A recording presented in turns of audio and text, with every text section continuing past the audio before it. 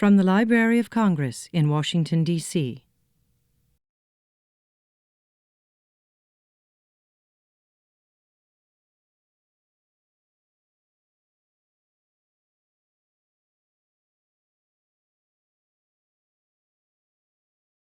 Good afternoon, everyone, and welcome to our Books and Beyond program today.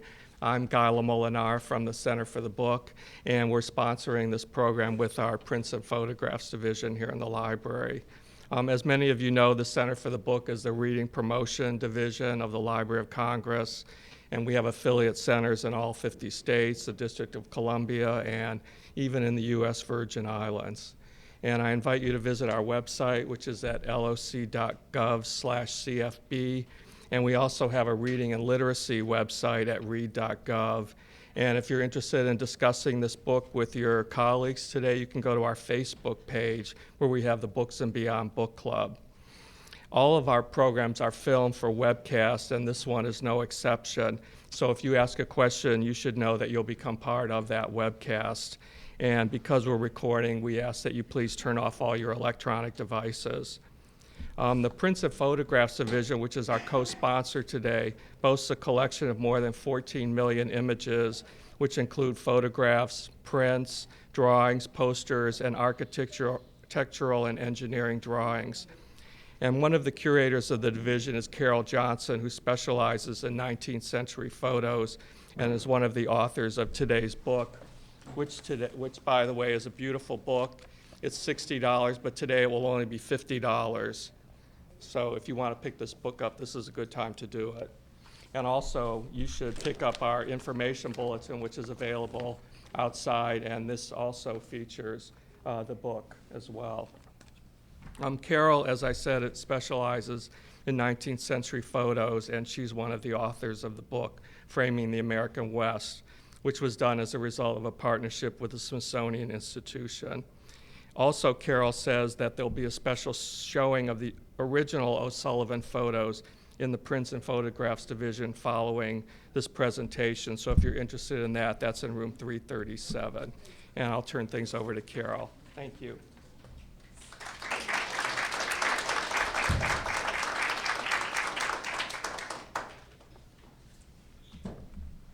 Thank you for coming today. Can you hear me? Okay. The Smithsonian American Art Museum and the Library of Congress joined forces on this project, something that doesn't happen very often. It was a wonderful opportunity for the library since we have an outstanding collection of Timothy O'Sullivan's photographs, but no dedicated gallery for photography. As an introduction to this program, I'd like to show you a few examples of Timothy O'Sullivan's work held in the Prints and Photographs division. In 1943, the library purchased a large collection of original glass plate negatives made during the Civil War, including more than 400 by Timothy O'Sullivan. O'Sullivan's Civil War photographs were included in Alexander Gardner's photographic sketchbook of the war, a book published immediately after the Civil War and illustrated with 100 original photographs. It is one of the icons of photographic history. Of the 100 images in this book, more than 40 are by Timothy O'Sullivan, proving that his work was respected by his peers at this early date. O'Sullivan also made stereographs during the Civil War. Stereographs are three-dimensional photographs, and I will discuss those later in my presentation. This one shows Generals Grant and Meade looking at a map after the Union troops had had a disastrous day on the battlefield. After the Civil War, O'Sullivan went west on a government survey headed by Clarence King. The library owns a rare set of 180 photographs made on this expedition. The photographs came to the library after Librarian of Congress Ainsworth Rand Spofford wrote to Clarence King and requested the photographs. It was this set of photographs that inspired the exhibition. In addition, the library has a small group of O'Sullivan photographs made in Panama on a project to scope out a canal route. It was called the Darien Expedition and was made in 1870. This material came to the library with the papers of Orlando Poe, a Civil War general. Lastly, we have O'Sullivan's photographs for the Wheeler survey, which was O'Sullivan's final government project. The library owns 2 albums, one containing 25 prints, the other one has 50 photographs, as well as dozens of unbound photographs. These were acquired as a transfer from the War Department. As you can see, we acquire material in several ways: purchase, gift, and transfer in this instance. I'd now like to turn the program over to Will Stapp, who will discuss Timothy O'Sullivan's biography. Will is an independent curator based in Washington. He was the founding curator of the photograph collection at the National Portrait Gallery. He has also held senior curatorial positions at the George Eastman House in Rochester, New York, and Great Britain's National Museum of Media in Bradford, West Yorkshire.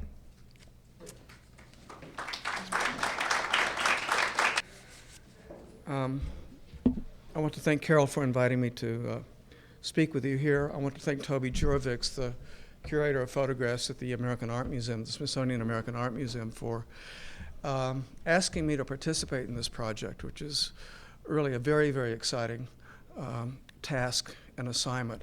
It was my job to find out who Timothy O'Sullivan was. And let me start out with this image. Is there a pointer? No, there's no pointer. Okay. You might want to go to slideshow and start it. Okay.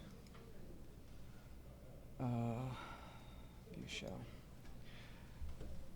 This is Timothy O'Sullivan, this little figure standing at the foot of Witch's Rock. Let me see if I can get this on. This is what it looks like up close. Who was Timothy O'Sullivan? In many respects, we still don't know an awful lot about him. It was my job, as I've said, to find out who he was, and basically what he was doing on these surveys, when he went where. I did this in part by basically doing a lot of genealogical research. And I have to say, I used the Library of Congress. The collections here and just the resources here were indispensable to this. I spent a lot of time down in genealogy and folklore, working with online materials and hard copy materials as well. I'll tell you what we discovered about him and what we know about him. Although he claimed, and perhaps even thought, that he was an American citizen by birth, which is to say born in this country, he was in fact born in Ireland. His family name was Sullivan, not O'Sullivan. His father was a man named Jeremiah. His mother was named Anne. And they brought him over here in 1842 when he was 2 years old. It's been thought that he was raised, that they settled on Staten Island and that he was raised there until he came to Washington around 1858. But based on what I could find in the genealogical record, it seems very likely that the family spent at least 10 years in the South. If I found the right family in the 1860 census, and I think I have, he had his sister, who we didn't know existed. Her name was Eleanor. She was born in or around New Orleans around 1850. I can find no record for this, no proof of this at all, but my gut tells me that this is right. One of the difficulties in dealing with O'Sullivan is that he's left behind almost no record. He avoided the census records, for example, until 1880. Now, some of that is because he was in the field, or he was not living at home when the census keepers came around, and the federal census takers at the beginning of the decade, or in the case of New York, in the middle of the decade. So I don't know exactly a lot about his early life. But certainly by the second half of the 1850s, the family was in Staten Island. And it's there probably that somehow or another he met Matthew Brady. Matthew Brady also lived on Staten Island. All the studios were directly across the river in the lower end of New York. It was an easy ferry ride. They were an Irish family, Sullivan rather. Whether they were Catholic or not, it's always been presumed, I think, that they were Catholic, but I don't think that they were, and I'll tell you why in a little bit. In any event, he went into association with Matthew Brady, worked for Brady in New York's galleries, so far as we know, until about 1858. In 1858, Alexander Gardner, a Scotsman that who had come to America in 1856 and had been hired by Brady in 1856 to run and economically revitalize Brady's gallery in New York. He was sent here to Washington, which is to say Brady decided to open a gallery in Washington. He sent Gardner to do it. Gardner brought with him O'Sullivan. What O'Sullivan was doing here was probably helping in the darkroom, learning photography, not necessarily learning how to make photographs, how to make images, but certainly learning the process. In 1861, when the war broke out, he, according to some sources, which I don't think are reliable, went with Brady to the Battle of Bull Run. This is a story that's recounted in an article that appeared in Harper's New Monthly magazine in about 1868 or 69 called Photographing in the High Rockies.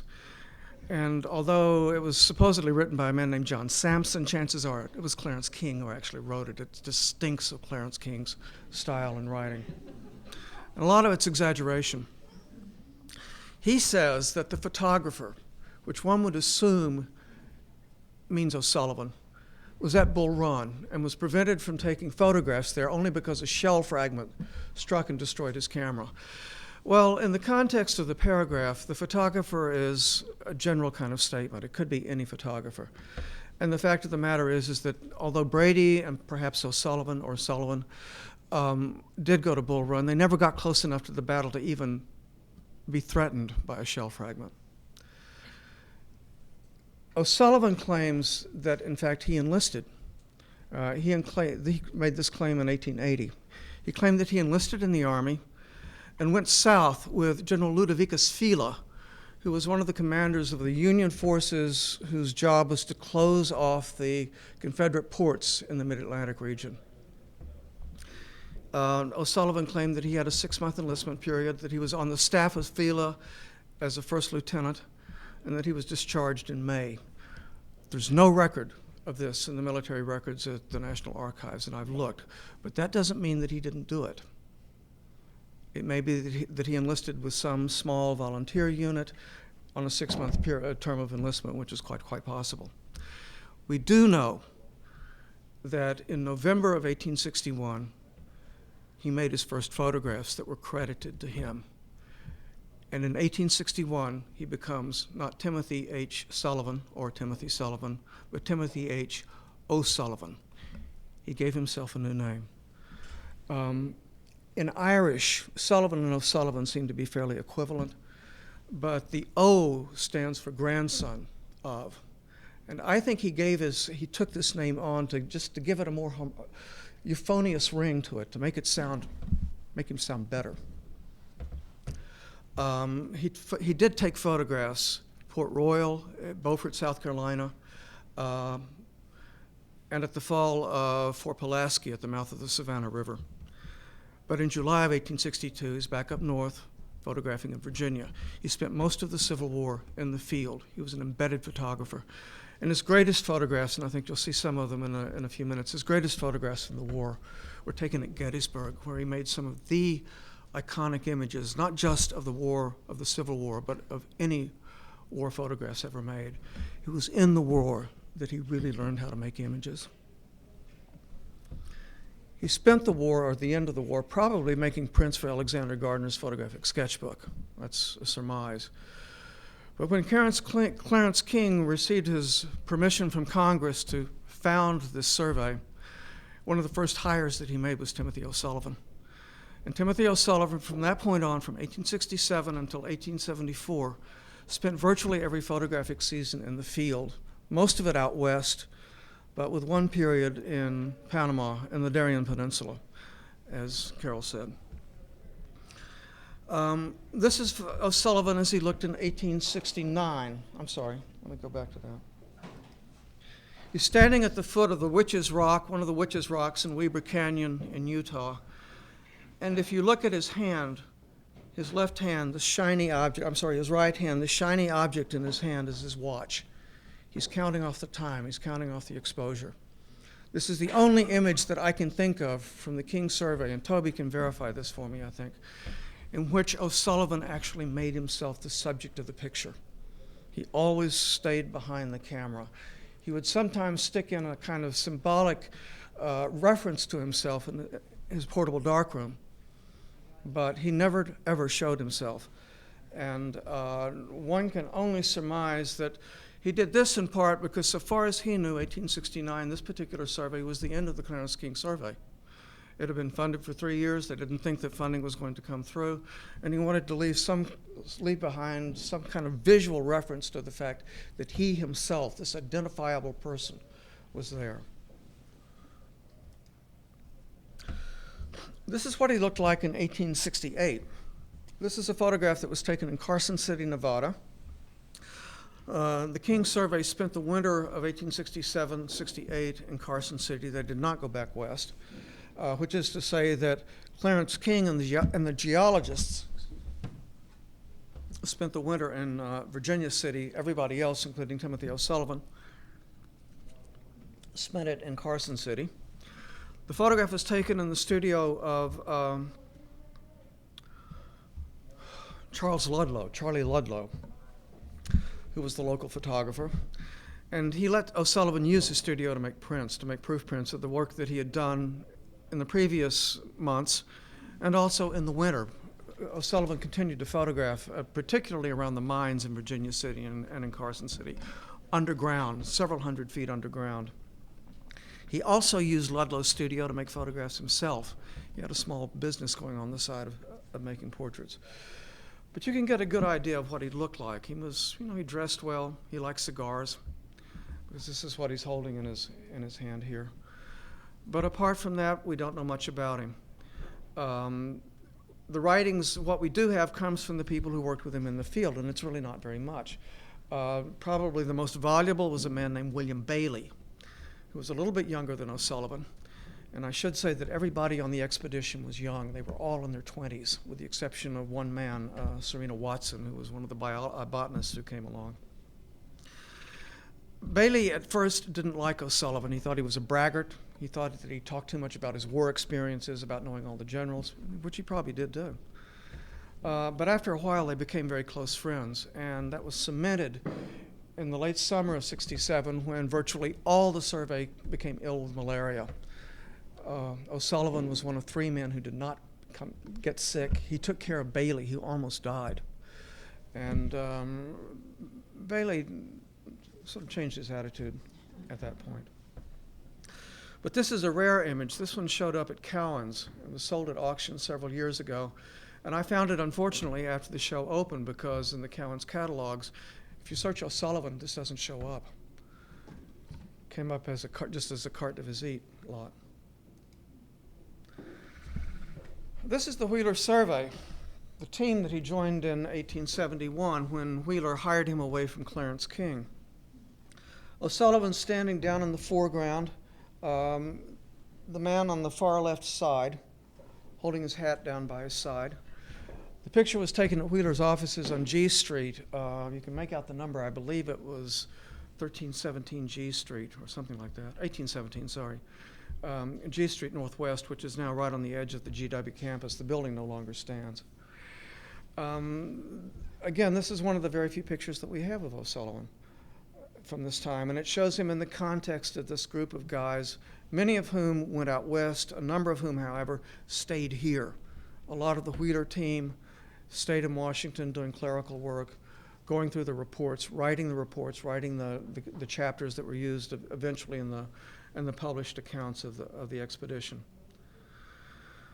O'Sullivan again in the field on the Colorado River. One of the brilliant ideas that Wheeler had was to sail up the Colorado rather than follow the course of the river down, which had been done the previous year by John Wesley Powell and his survey team.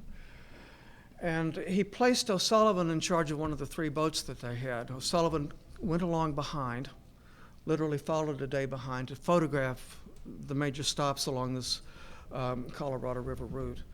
It's very clear from what we know of the records that we have, and they're very sparse, that O'Sullivan was given a lot of authority, a lot of individual responsibility by both Clarence King and by Wheeler.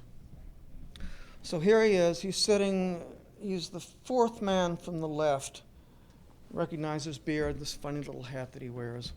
And they're about to embark upon the Colorado on this crazy mission to row upriver against a very strong current. And in fact, it almost ended in disaster. And finally, the survey again. This is probably from 1874. This photograph is in the collections here at the Library of Congress. O'Sullivan is seated on the ground. He's the fourth figure in, the first figure on the ground from the right. He spent his entire career as encompassed by the war and by the surveys. He began photographing in 1861. All but the last two photographs that we know that he took were taken in 1874 at the end of the Wheeler survey. He came back to Washington, did bit work for both Clarence King and Wheeler through 1876. And after that, he seems to have had a really hard time finding a job or keeping a job. He was associated for a brief while with a studio, Armstrong and, what's the name of it?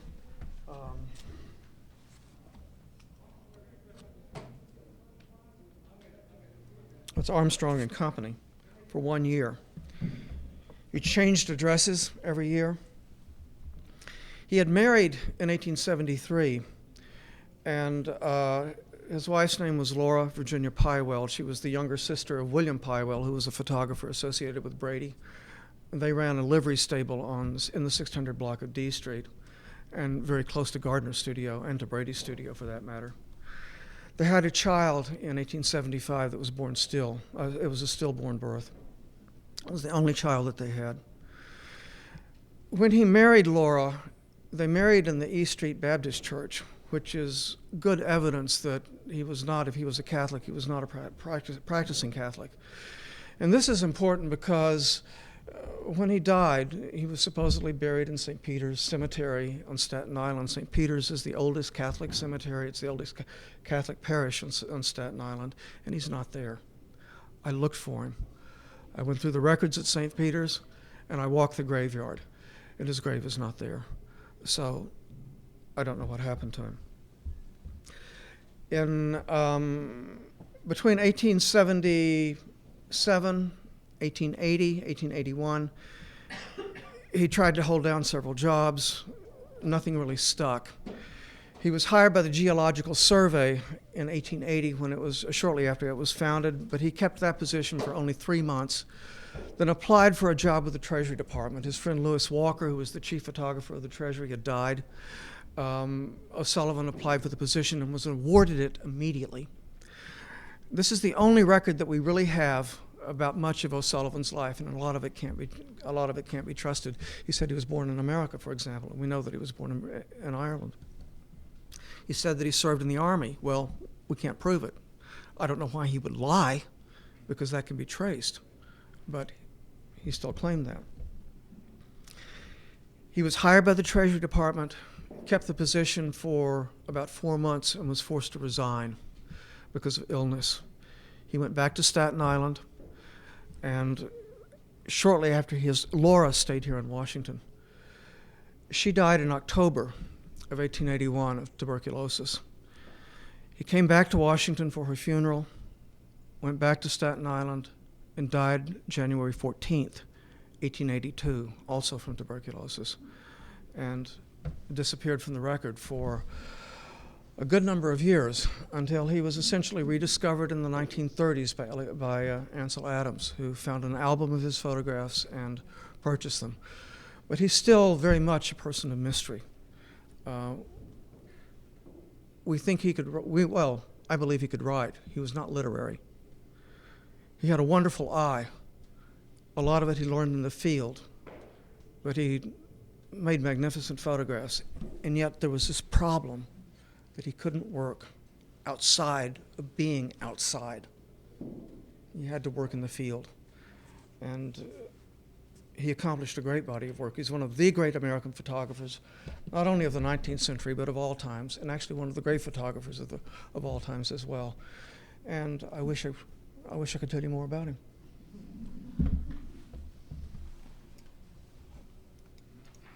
And Toby? Oh, I'm sorry, there is one last picture. This was taken on the Wheeler Survey in 1874. This is O'Sullivan sitting in the ruins of a small, an old Indian structure on San Juan, close to, well, it's called San Juan, Pueblo San Juan. O'Sullivan sitting in the middle next to his his 10 by 12 plate camera. One of the only two pictures, really three pictures, I guess, of him in the field. But this is what he looked like. He dressed like a scruffy Westerner. Thanks, Will.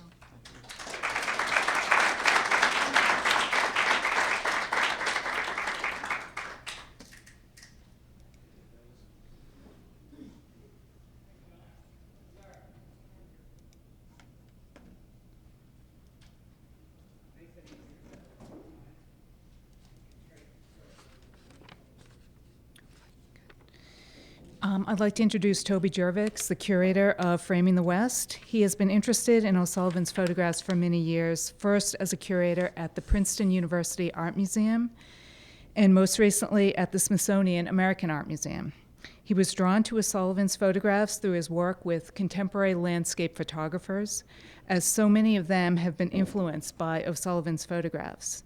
It is with great pleasure that I turn the program over to Toby.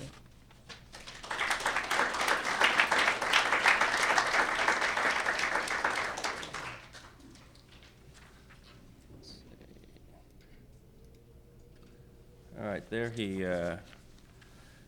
is, and I guess what I would say is that sometimes you get what you want. I came to the Smithsonian in 2006 with the idea of doing an O'Sullivan show and the idea of talking you all into lending us all of your photographs, and somehow that happened.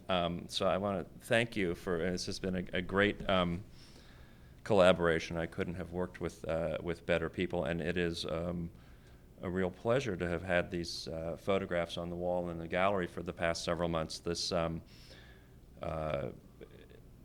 didn't really kind of think about it until we saw everything on the wall, but this is the largest installation of O'Sullivan's vintage prints since 1876.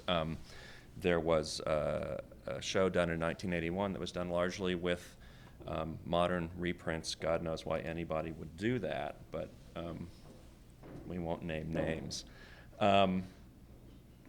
This is a photograph of Cottonwood Lake in Utah, and it's the sort of key image in the essay is that it was one of the first pictures that intrigued me, and I think it sort of points to a lot of the things that we wanted to address in the show, and it raises these questions, sort of, who, what, where. As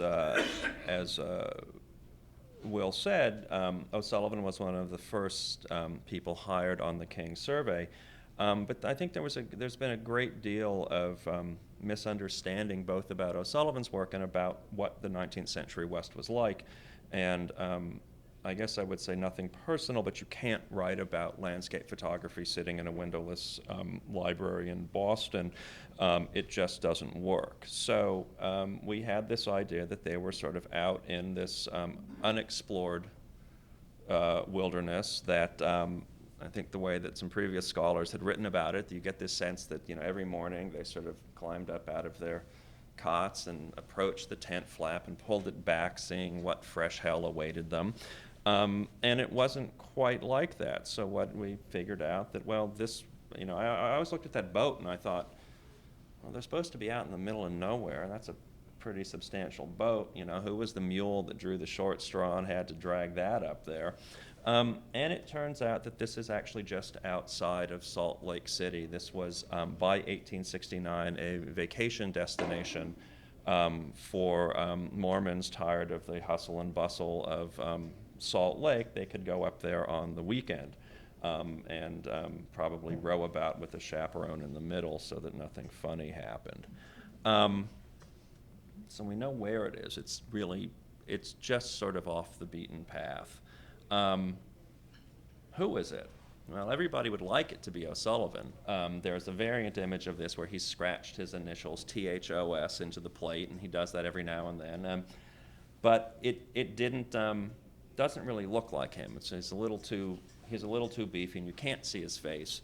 And we found through our other colleague, Glenn Willumson, who also worked on the catalog, that Charles Savage, a photographer in Salt Lake City, wrote in his journal about the King survey had come and was camped out on the bench outside of town, and he went and met their photographer, and in fact, a few days later, they went up to Cottonwood Lake together. And the lake was judged to be sort of small and not really that picturesque and a bit of a failure overall, so we know these guys had very high standards for landscape. And then Will discovered in the greatest archive of all, eBay, a little carte de visite that Savage had made of the same boat. So we know now who it is, and we know that O'Sullivan was not working alone necessarily either. What's he doing? He's looking at a glass plate negative. And that's really where the title of this show came from. What we wanted to talk about was, how do you contain the 80,000 square miles of the King survey, or the 360,000 square miles of the Wheeler survey on this 9 by 12 or 10 by 12 inch sheet of glass? As Will said, O'Sullivan was largely out of the public eye for almost a century. After the Centennial Exhibition in 1876, his photographs kind of disappear. Obviously, there were, museums were not collecting photographs at this point. They weren't sold in galleries. His photographs weren't. They went mainly to geology departments. Princeton has a collection in its library that they at some point pulled out of the filing cabinets from the geology department. Ansel Adams is one of the first people that points to him. But it's not really until the 1970s that his work emerges again. And at that point, there was, he sort of raised his head in time to have it snapped off by all the critical theorists. And that's no fun for anybody. And, for some reason, the meaning of these images was seen to be really elusive. He was sort of posited as a documentary photographer who didn't make pictures that, that sort of reflected his government assignments, but that had nothing to do with O'Sullivan as an individual or any kind of personal input. The idea that 19th century photography was essentially styleless. And then you had people saying, oh no, he's this great sort of prescient modernist, and all of his pictures look like, they're so abstract and they're so refined. And well, the answer is neither of those. They certainly weren't talking about modernism in Utah in 1869.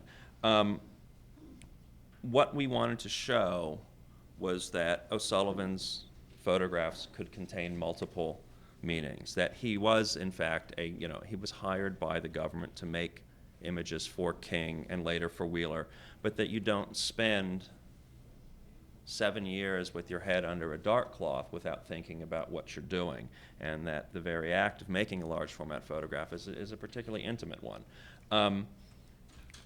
What do we know about how he learned to make pictures? As Will said, almost nothing, but we know this is a Harvest of Death from Gettysburg, and what we see by 1863 is that O'Sullivan is making photographs that don't resemble things that anybody else working for Gardner was doing. And looking at this image, you see the foreground is out of focus, and then, I don't know if that's, yes it is, the background is out of focus. You only have this one mounted figure, and I think that that's possibly O'Sullivan's dark tent there. And then you have this wreath of corpses sort of laid across the field. And what O'Sullivan is doing in this image is he's figured out how he can use the camera to recreate the experience of being in the field. What is it like as he and Gardner go up there, and they're walking across a battlefield where 50,000 people have died 3 days before this. And how does that affect you to come upon this scene? And what he realizes is that he can make images that are both about kind of stoic description and also carry this emotional gravity. And I think that one of the things that becomes one of the most important elements in O'Sullivan's career is who he's working for, Gardner and King and Wheeler. I feel like if he'd been working for Brady, you might not have seen this photograph. I said, well, you didn't really focus it. It's a nice idea, but, and I think Gardner looked at this and realized, as Carol pointed out, 44 of the 100 pictures in Gardner's album were by O'Sullivan, that he recognized this very particular talent that O'Sullivan had. Now, what becomes interesting then is how do you go from, he'd spent the war in sort of just outside Culpeper for the most part. He's hired by the King Survey. They hop in a boat. They go through the isthmus. They get to San Francisco. They haul all their gear to Sacramento, cross the Sierras, and good Lord, what do you do with that?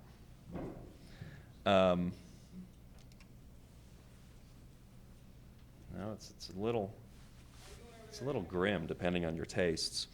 And William Bailey, who Will mentioned, was riding alongside O'Sullivan as they crossed the Sierras near Donner Pass. And he says, O'Sullivan's photographic eye was tickled at this really splendid view, and he and I, leaving our horses, climbed a little eminence to enjoy it fully.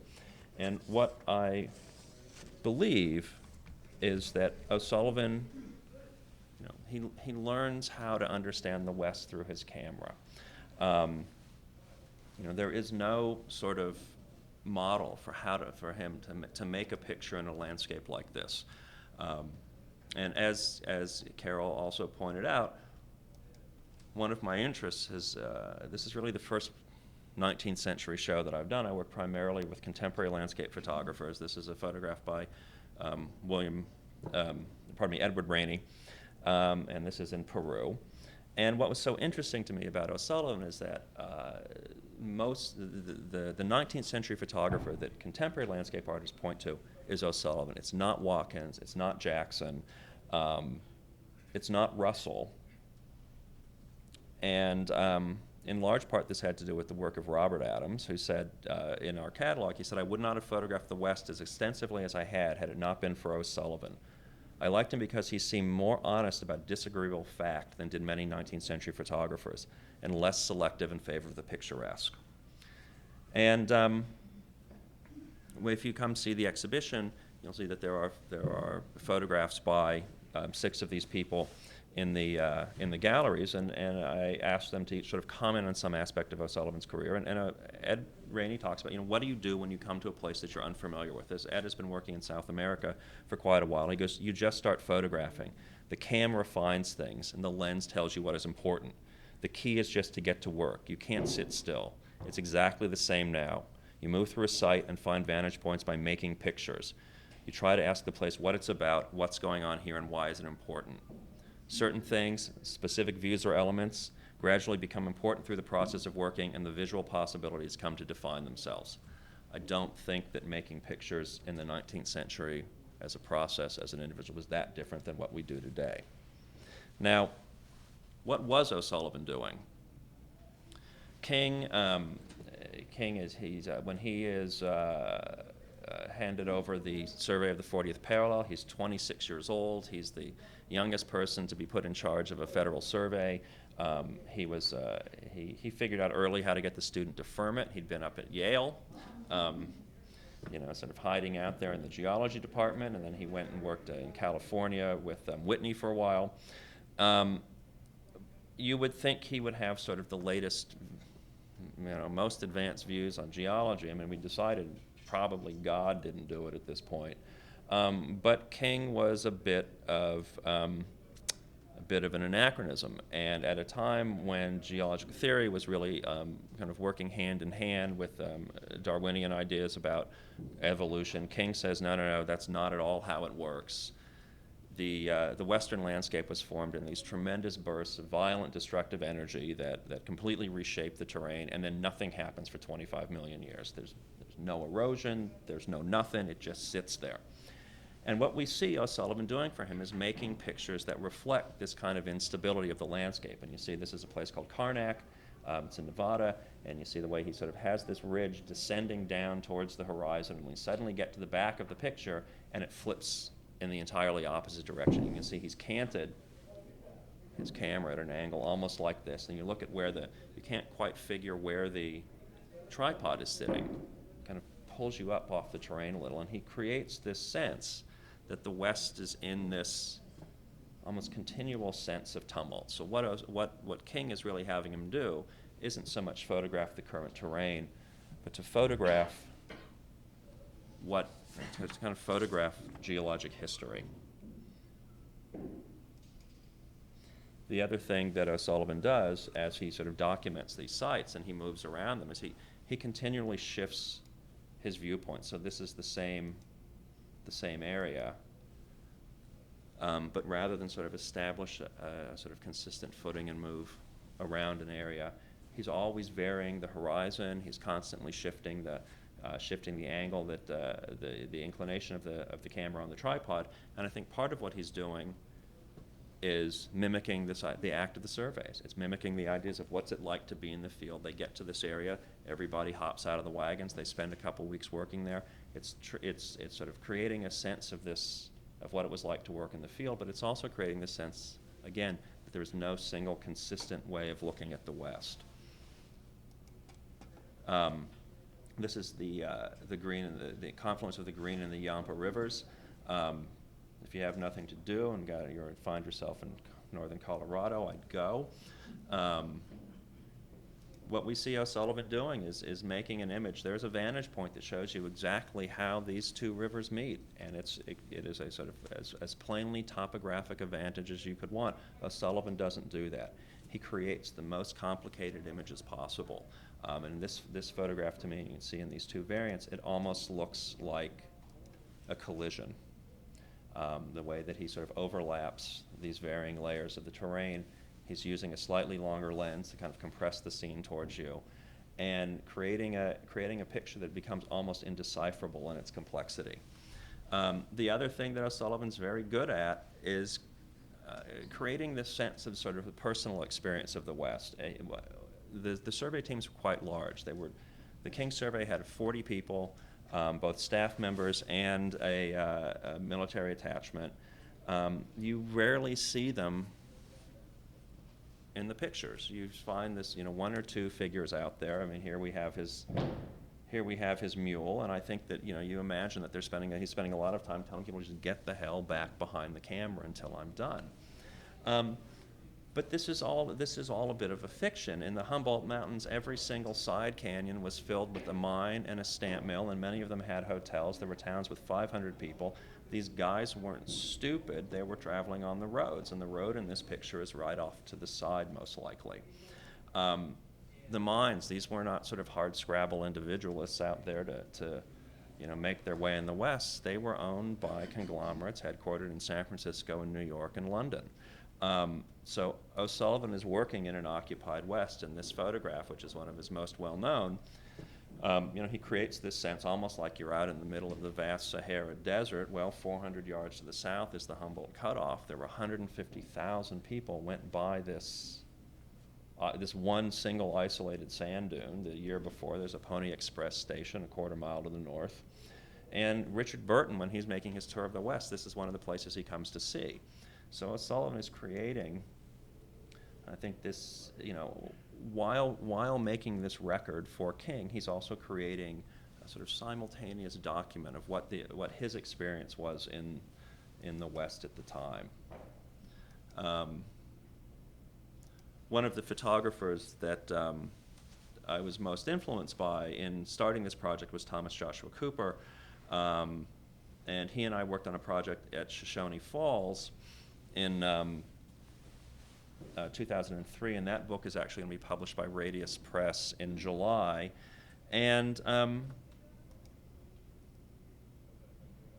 Thomas had, for 40 years, been influenced by the pictures that O'Sullivan made here. And he says, the context that O'Sullivan provides in this picture is about immensity and solitude, and presumably the noise of the falls.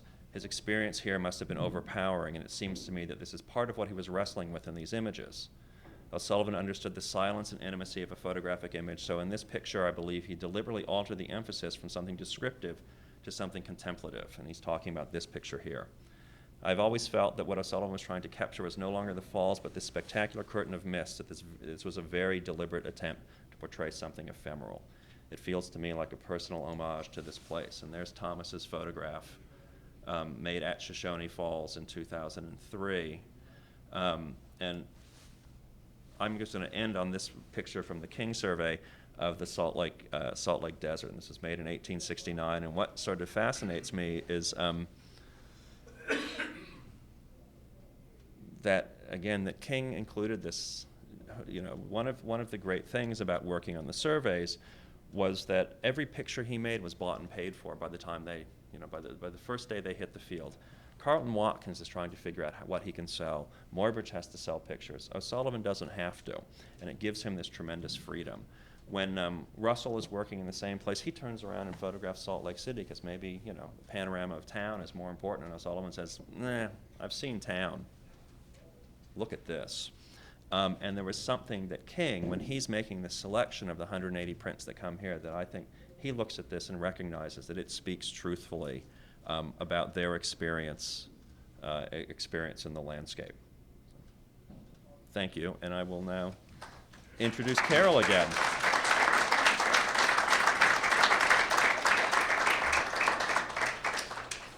Right.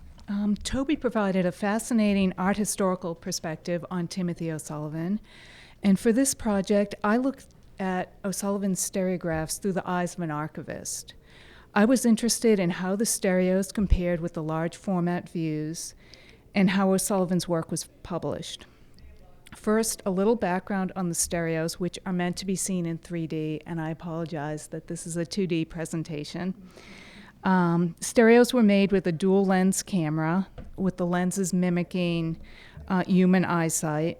When viewed through a stereoscope, the images combine, approximating human binocular vision. Oops, I have the wrong view up. Thank you. I didn't even recognize that. It is believed that Queen Victoria was introduced to the stereo format at London's Crystal Palace exhibition in 1851, which led to the general public's strong interest in stereos. Photographers capitalized on this new fad by making views of cities, large and small, tourist attractions, news events, wars, and famous personalities. Oops, where am I going? In the 1860s, D. Appleton and Company opened a stereoscopic emporium on Broadway in New York City where you could buy stereoscopic views and viewers. Stereos could also be purchased through catalogs, and later in the decade, college students were employed in the summer to sell them door to door. And here's a close-up of that view where you can see the women examining the store merchandise. Stereo views became a staple in most middle-class homes, and they even had cabinets that would hold stereo views. That cabinet behind her is made specifically for the stereos.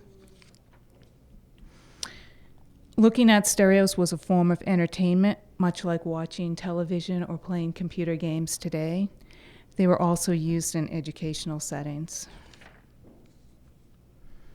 O'Sullivan spent four seasons on the King survey. Original King survey stereographs are extremely rare. The library only has 3 stereo cards from the King survey. The largest collection of King survey stereos is held by the Société de Géographie at the Bibliothèque Nationale in Paris. And the ones that are on exhibition at the Smithsonian were borrowed from a private collector. Usually, O'Sullivan carried both cameras with him in the field and made photographs with both from the same vantage point. He placed his camera on a tripod to make these views, so once the tripod was set up, he could just exchange the cameras. And here's another view of Shoshone Falls from the same vantage point with both cameras.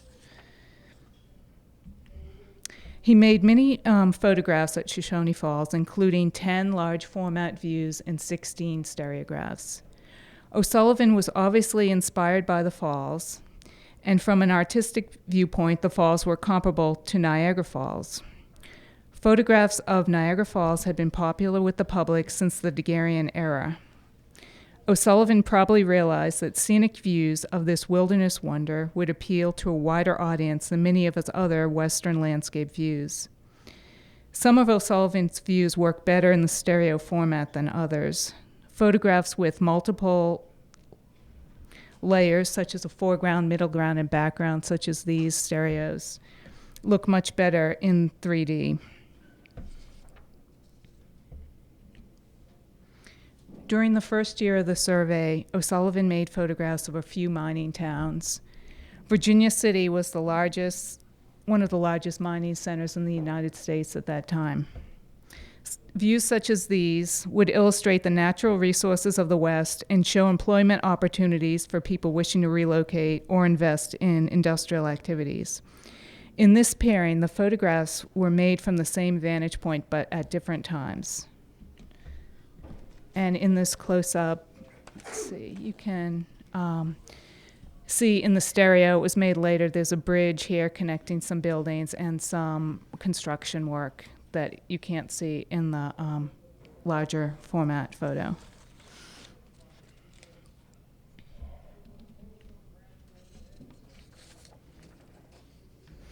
As Will said, O'Sullivan took photographs inside the mine. This was done in February 1868, lighting the interior with magnesium lights. And these photographs were shared with mining engineers. He was able to print them in town and show them to people. O'Sullivan spent the off-season in Carson City, Nevada, while King and the rest of the men stayed approximately 15 miles away in Virginia City. Virginia City offered many amenities, including the photographic studio of Clement Sutterly. And the January 16, 1868 issue of the Daily Territorial Enterprise newspaper announced an exhibition of stereographs at Sutterly's gallery, most likely the work of Alfred Hart, who was the photographer for the Central Pacific Railroad. And the newspaper says, quote, "There are views of cuts, tunnels, embankments, bridges, culverts, lakes, rivers, mountains, valleys, tunnels, all taken from the best possible points by an artist employed by the railroad company," unquote. O'Sullivan may have seen this exhibition as he traveled back and forth between Virginia City and Carson City in January and February 1868 when he was making his views of the mines. O'Sullivan particularly used the stereo format to photograph survey members. The men on King's expedition were young, educated men who led active lives during their stay in the West. They attended church, kept track of the stock market, and took dancing lessons. And this photo was published in the stereo format, and I apologize for the poor copy. It's from a book, but I just love the image. I wanted to include it. O'Sullivan made approximately 300 stereos during the King survey. Clarence King did not pursue publishing these photographs. The photographs were exhibited at the Vienna Industrial Exposition in 1873 and at the Philadelphia Centennial Exhibition in 1876. There is no evidence that these photographs were ever offered for sale. O'Sullivan spent 3 years working for the Wheeler Survey. His work varied considerably from his work with the King Survey, both in subject content and how he used the camera. I think that his stereos made for the Wheeler Survey are technically better three-dimensional photographs than his work for the King Survey. O'Sullivan's stereos provide extensive documentation of the team's difficult voyage up the Colorado River. They provide a visual narrative of the expedition rather than documenting landscape features encountered along the team's route. They present an almost day-to-day account of the journey. And you can see that they could bring just limited supplies with them in the boats. O'Sullivan usually did not make photographs of individual trees or other flora, but he did make 2 photographs of cacti, one with a large format camera and this stereo. I bet he wanted to show these unusual plants to Easterners. And here's a close-up where you can see that he included his hat so you could get a sense of how big the cactus was.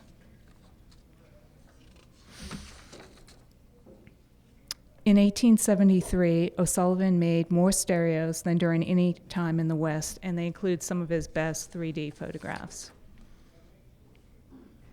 In striking contrast to his earlier work, O'Sullivan made several portraits of Native Americans, and he made these only with his stereo camera. Views of Native American life, their traditional clothing, and pueblos would have been of great interest to Congress and prospective Western immigrants.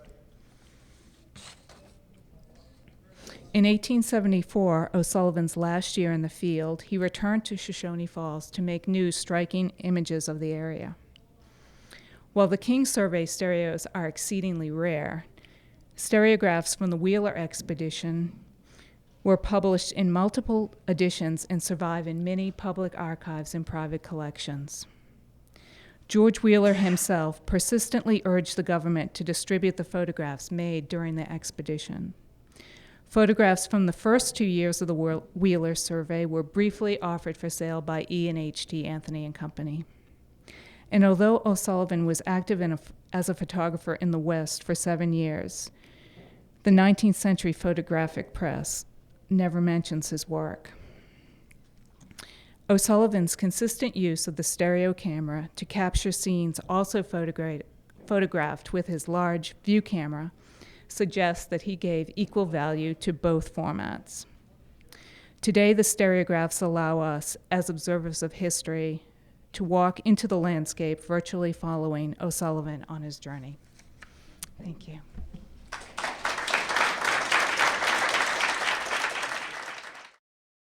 This has been a presentation of the Library of Congress. Visit us at loc.gov.